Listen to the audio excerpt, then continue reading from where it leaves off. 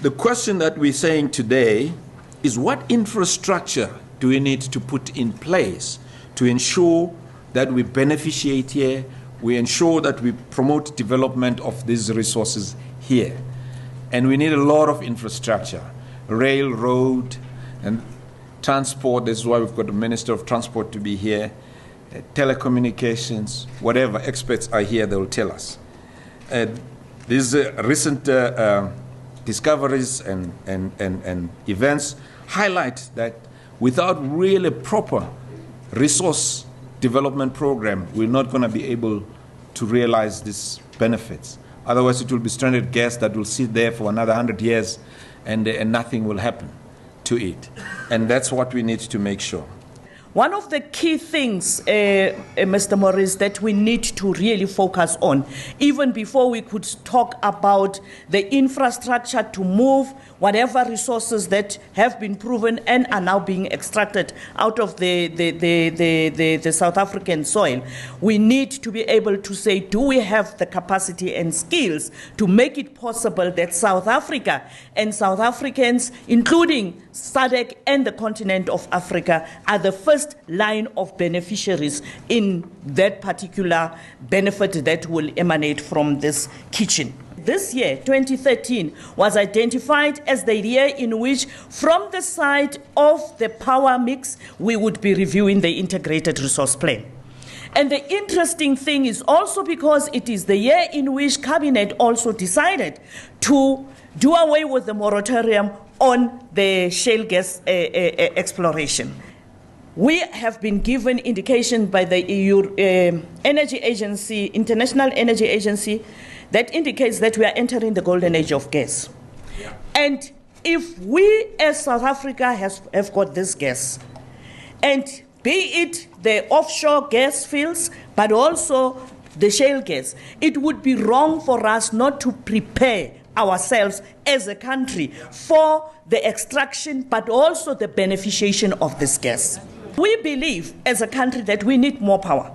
And more power would come from our ability to know the resources that we have. And that is why the need for us to do a resource map. We did the resource map, and now the indications are that the resource map will be incomplete if we don't include the gas that would come from shale gas, but also the gas that would come from the offshore developments that are being explored as we speak. And it is important that we prepare for them as a country. As a department, within this net map, we believe we need to speak to how we are going to develop the pipelines. We know that there is the NMPP, and as we speak, we are informed that the NMPP is not fully utilized, as well as the other infrastructure that is in place that is moving the oil, the products as well as the fuel to the central parts of the province, the country. Maurice would be able to speak more to that. Why is it not fully utilized? The investment that government has put into this in NMPP cannot go to fail.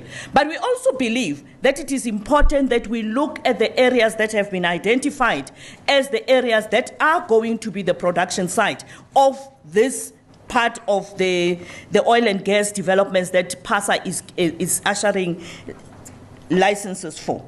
We need to speak to whether it is correct for us to continue transporting flammables like your products on our roads. The market share for freight in South Africa is 90% road and 10% rail. And we want to balance that. I have been informed that the challenge that the freight companies have with rail is because of the turnaround time. The length of time it takes for the train and the length of time it takes for offloading, loading and offloading. So we believe that it is important that you speak to those particular issues. Eskom, Sasol, PetroSA, and many other organizations and companies of South Africa, you must tell us, what do we need to do? If this oil and gas is going to be a game changer, what is it that we need to do as government to make it possible that in true essence it becomes a game changer?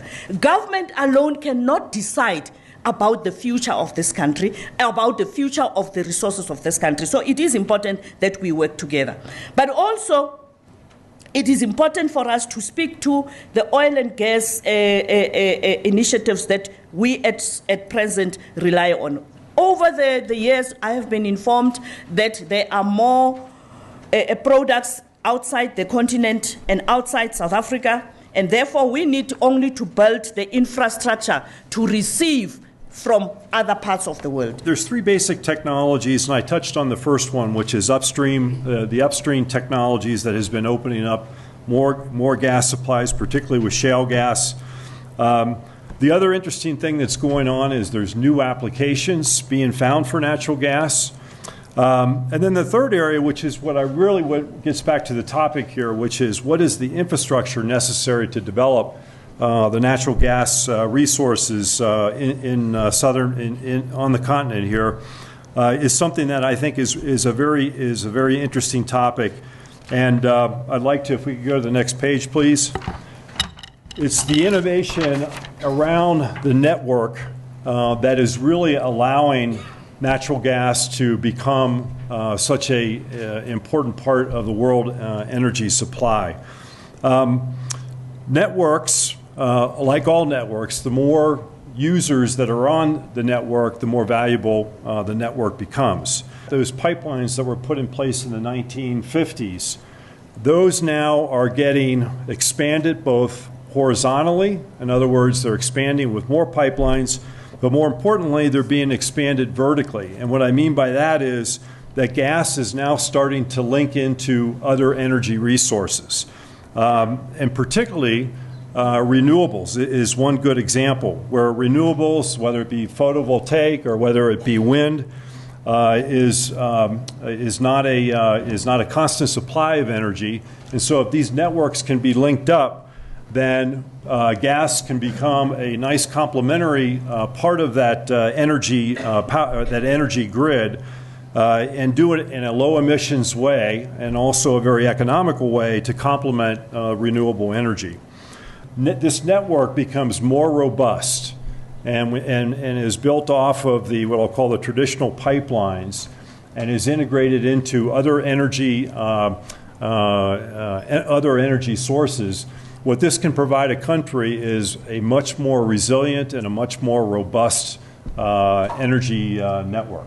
Well, we see our role, GE, on the continent as a partner that brings technology to help solve some of Africa's biggest infrastructure challenges. And particularly in South Africa, we study very closely the National Development Plan, and our strategy is to align our technical resources, but also our people, to help in enabling the National Development Plan. So we think of it in three key ways. We think of bringing in partners because we want to do it with local people. We want to localize, and we want to create jobs, and we want to bring skills development. What is the resource potential for Uganda?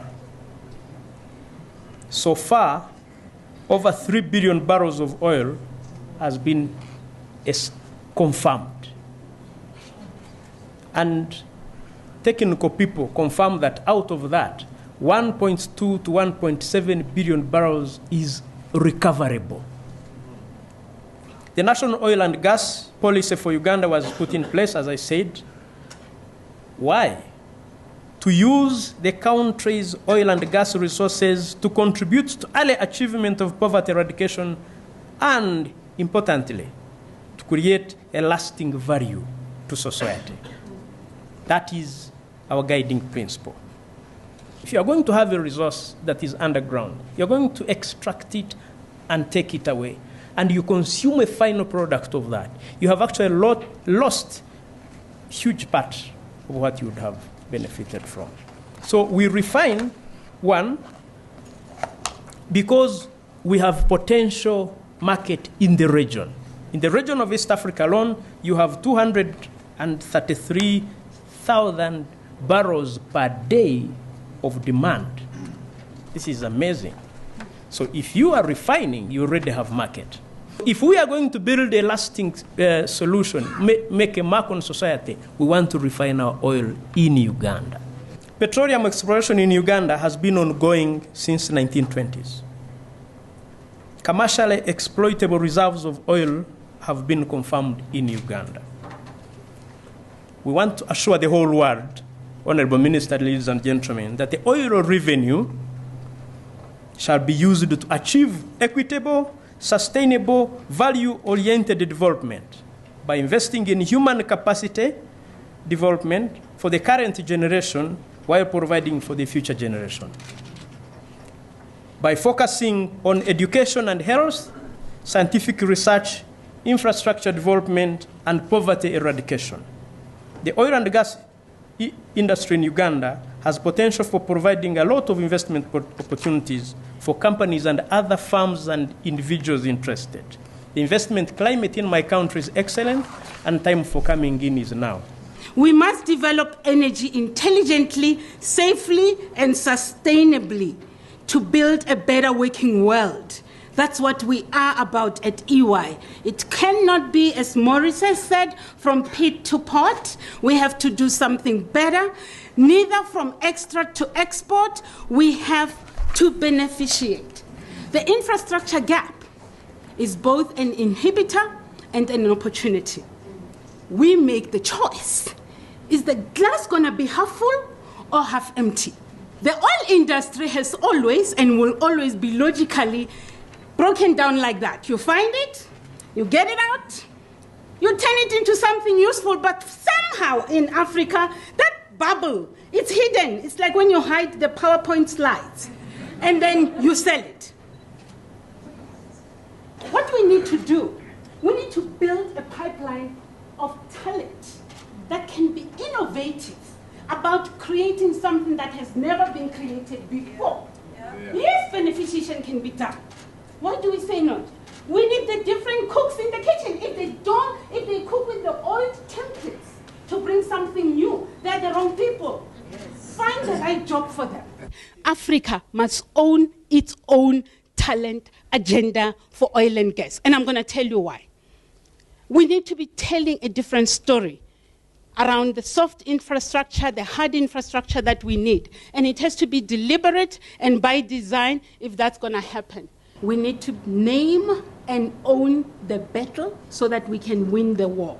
But we better know what the war is. We need to have a decisive effort, and we've done it before, and it's got to be done in an informed way. Based on knowing the one thing that we have to do better than anyone else, and just focus on that. Then put timelines and milestones and against clear, smart measures, and I believe that we then can make beneficiation real. We can then play a relevant role as business, and I believe the government needs us, the community needs us, the poor needs us, everyone needs us, and we can do it. And if we look at the issue as a chicken and egg problem, I would say that there are three keys to developing success in this industry.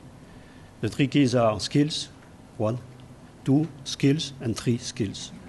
We need to tackle the big root change. The demographics of the oil industry are changing. The offshore teams are getting older. We need the new guys, the young guys. And over there, the oil companies have not built that capacity in the last 30 years. We think the key success factors is to work as a global industry in coordination through peers association. We want sustainability, as I said. We are a member now of the OPASA, the Offshore Petroleum Association of South Africa. We have engaged a relationship with the Upstream Training Trust with the Petroleum Agency of South Africa. We want to apply for membership in the SAUGA. We want to engage a relationship with Wits University, the University of Western Cape, UCT, you name them. We need to listen and find where are the gaps. We need to encourage a collaborative spirit, and above all, there needs to be a constructive engagement between industry and government, and that's what is happening. This is happening. There is a track record. The industry has been able to do it in many countries. This needs to be done and further developed here in South Africa. We want to be part of it. the oil companies will need a lot of skills. And for new fields, it's not as if we had all these young people, these young talents on the shelf waiting for the new discoveries to be made. We are going to make the discoveries, and then we'll find that, hey, it takes 10 years or 20 years to develop the engineers, the geologists, the specialists, and so forth. So why shouldn't we, step by step, start now? And that's what we want to do. In most instances, what we found out as government was that government projects are running for a very long time. And I don't want to go into what the Competition Commission found with the process, with the corruption that happened in the construction industry, because that is one of the areas that have been identified as creating the challenge that leads to this cost overruns. The Ministry of Higher Education is part of the PICC. Part of their responsibility is to make sure that the HRD Council, which is chaired by the Deputy President, can look at the different pipeline of skills from the ordinary artisans, plumbers, and everybody else to the specialized skills. And that is what they have been able to do. They've identified where the skills need to be developed, and that is why the need for us to accelerate even the building of the 2 universities. But we also believe that there is inputs that are made by the private sector. Many of the companies through their CSI, but also investment into their own company empowerment programs, they've been able to build in capacity building in terms of skills. So we believe that that would be the area that we need to focus on to address the skills for this infrastructure development plan. With regard to the total infrastructure, there's a book of about 153 projects in the country that we are working on, divided around 18 SIPs, from the first SIP dealing with the development of the waterback to the last one that speaks to regional integration. Regional integration allowing for us to be able to understand that we cannot develop South Africa in isolation from the region. The NMPP was one of the instruments that also led the president to believe that this inability to collaborate and work together as government creates the situation that we find ourselves in, and there was a need for him to pull the strings and make it possible that we collaborate. The oil development in Uganda is not a government affair alone. I have just said a few moments ago that the government has put up an advert for people, for firms, for companies to come and build and operate a refinery. To answer you, Kolani, the private investor in that will hold 60% of the shares. That is a vote of confidence into the private sector, not the public sector. In other infrastructure areas that we are looking at, we are inviting the private sector to come and invest. In fact, over and above that, the government of Uganda is private sector led. We only lay regulatory mechanisms to, as long as people are paying taxes and all that and not mistreating employees and all that. But we are not concerned with that. So we respect private sector, private investment. We invite people to come and participate. Thank you. The project management piece of these things can be extremely challenging because of the scale. And I think making sure that the people that are brought into the public-private partnership, that there is an experienced track record, and that you're bringing in partners that have a track record of being successful and coming in on budget and on time. The other thing I would say is I've seen projects get into trouble when technologies are being implemented that aren't fully matured. I think that's another key thing that it's a red flag. Clear goals and objectives on what the projects are, getting back to the idea of accountability. And then a problem that I've seen on projects that go awry is when requirements are not fully locked down. And where you get things where scope creep or things aren't fully defined, And then that's when things start to get muddled. And then the last thing I would say is you have to have flexibility in these public-private partnerships to deal with changing circumstances, because things do change. With anything, you have to begin with the end in mind. And there is probably an end in mind that the team that worked on it all had. However, I'm sure there's an area of improvement in terms of consultation with various stakeholders. Well, we need trust. Somebody talked about trust, and what's surprising is why mistrust? What's the problem? Look at the world, look at the media, look at what's happening. We are all trying to achieve something. So let's.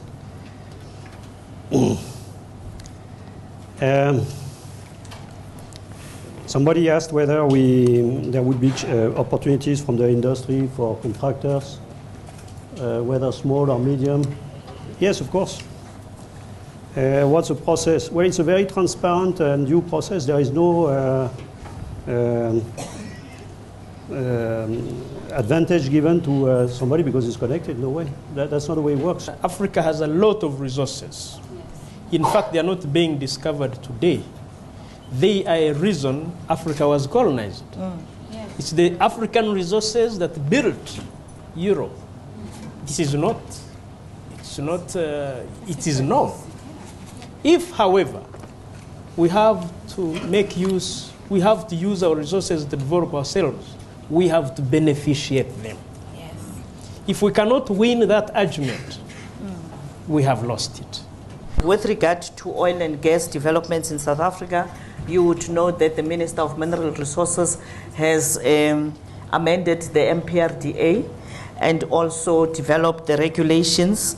What we are working on is the skills, and I know when I was still in energy with SAPIA, we were working on the Petroleum Institute, and I remember quite well there was also even an offer for partnership with the MIT in the US. I just want to know how far is the DOE and SAPIA with the process, because I would believe that that would be a wonderful legacy that SAPIA can leave the sector with. But also the infrastructure. And that is why I said earlier on that I am here to hear from you. Because it is important that we hear from you what is it that we as government must enable and facilitate. Government cannot do everything. So what we need to do is to look at whether the policy is correct, whether the law is correct, and whether the regulations, like the gentleman spoke to earlier on, is actually facilitating for the development of this booming oil and gas sector. I have said it and I'm saying it again. There is no way we will not ride this wave as the African continent. The energy revolution is ours. It is an opportunity for us to correct the history of the infrastructure that was just built to extract and take out our resources in the past. Now we say we need to look inward, look at South Africa, look at SADC, look at the continent, and be able to say what is it that we can do together. I think Africa is at a really critical juncture right now in terms of transitioning from a continent that has largely been focused on resource extraction, and this critical juncture right now is how do you shift gears from being largely viewed as a continent rich in resources that can be taken elsewhere for beneficiation, and how do we transform Africa to up the value chain in terms of adding value in country. And I think getting back to the topic tonight, getting the policy right around energy is absolutely critical, because if you get that right, that is going to create jobs. It is going to make Africa more competitive in the world market, and ultimately that's what's going to lead to Africa's success, is not competitiveness within a country, within South Africa, or even regionally. We work in it. We all now live in an economy that is a global economy, and that it's critical to get this energy policy correct so that Africa can be competitive and move up that value chain. we are in an ecosystem. We have a choice to make. That is this going to be a dead ecosystem, or it's going to be vibrant with life? As Nkosazana Zuma says, Africa rising and at peace with itself. It's our choice for us to make today. And yes, we can.